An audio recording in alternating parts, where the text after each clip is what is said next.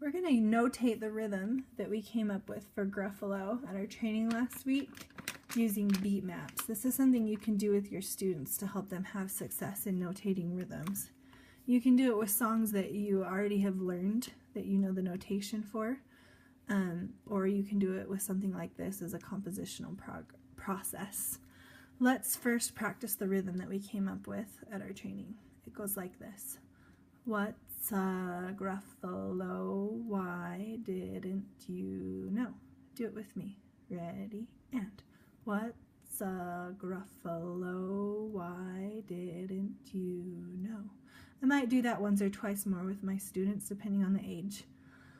Now that we know what the rhythm is, remember the rhythm is every sound that we hear. We're going to tap the beat while we speak the rhythm. You can watch and listen first, or you can join in with me. We'll do it twice. It's up to you when you join in. Ready? And what's a Gruffalo? Why didn't you know? Let's do it again. Ready? And what's a Gruffalo? Why didn't you know? Let's tap the beat using our hearts. Ready? And what's a Gruffalo? Why didn't you know? Now take out your writing utensil, and every time you hear a sound, you're going to put a dot. We're going to move it along just like we did with the beats, but you're going to put however many sounds you hear in each beat with dots. I'll just do the first 4 hearts so you can see what I mean, and then I'll let you try the last 4 on your own. Ready? And what's, that's not writing. Let's try that again. What's a Gruffalo? Okay, so let's check that. Here's our beat. What's a Gruffalo? We have 1, 1, 2, 1. What's a Gruffalo? So see how there was 2 sounds in this beat, so it got 2 dots, and I checked it to make sure it was right. Now that you know how that goes, go ahead and get out your writing utensil or your finger and decide as we go through the whole thing which of these hearts is going to get 1 sound and which one is going to get 2 sounds. 1, 2, ready, go. What's a Gruffalo? Why didn't you know? Why didn't you know? Go ahead and take a second and write that down. So it might take a minute. Your students might be speaking it as they go, why didn't you know? And then we can check it all together. Let's do your whole rhythm and see if it fits. Ready? And what's a Gruffalo? Why didn't you know? Okay, how many hearts do we have here? We have 1, 2, 3, 4, 5, 6, 7, 8. Let's make sure we have 8 beats. What's a Gruffalo? Why didn't you know? We know we have 8 beats. Let's see how many sounds we have in our rhythm. What's a Gruffalo? Why didn't you know? We have 10 sounds in our rhythm. So sometimes if you have a student that's struggling, if you talk about how many sounds you should have and how many hearts you should be using, it might be enough to help them figure it out. Let's count our sounds and make sure we have 10 sounds. 1, 2, 3, 4, 5, 6, 7, 8, 9, 10.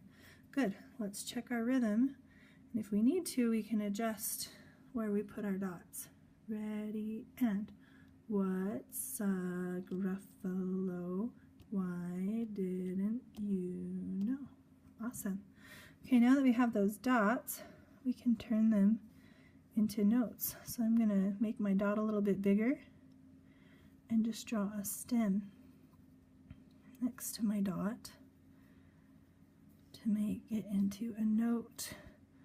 And it's really important that our stems, if they're going up, are always going to go on the right side. If we draw our stems down, they're always going to go on the left side. So they'll look like P's and D's. I like to think that we like to have a good police department. We don't want birds or quackers or lollipops running around. So check your stems, make sure they're on the right side, and then if there's two sounds in a beat, we join them together. They're friends. So we have tas and titis. Ta, ta, ti, ti, ta, ta, ti, ti, ta, ta. Let's try it with our words. What's a Gruffalo? Why didn't you know? This is a really nice way as a teacher to be able to quickly assess your students' understanding. You can see right away on their paper if they're understanding how the rhythm works. And if you give them a few seconds to write it down, you can walk around and help guide them as they're working on it. You can also have them raise it up and show you the answer. You could have them pass it down to their neighbor and check their neighbors and see if it fits, and if not, adjust it. There's lots of possibilities that you can do with this notation process and the heartbeat maps. I will post a file of these maps if you want to create your own. And this one I just printed off on regular paper. It's not even cardstock, and I laminated it. With that, I like to use the wet erase vis-a-vis pens, because I found when I use dry erase markers on this lamination that I used, they don't erase all the way.